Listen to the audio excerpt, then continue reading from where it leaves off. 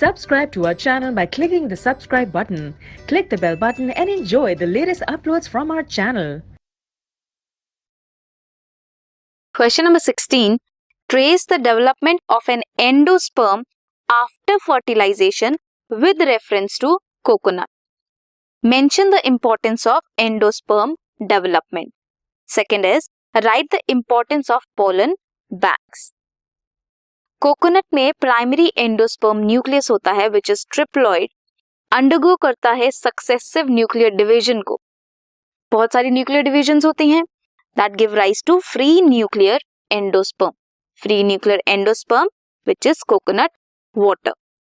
जो white kernel है coconut का that is cellular endosperm, provide करता है nourishment to the growing embryo. Pollen bank store करते हैं पोलन ग्रेन्स को by the method of cryopreservation. Cryopreservation method में क्या होता है?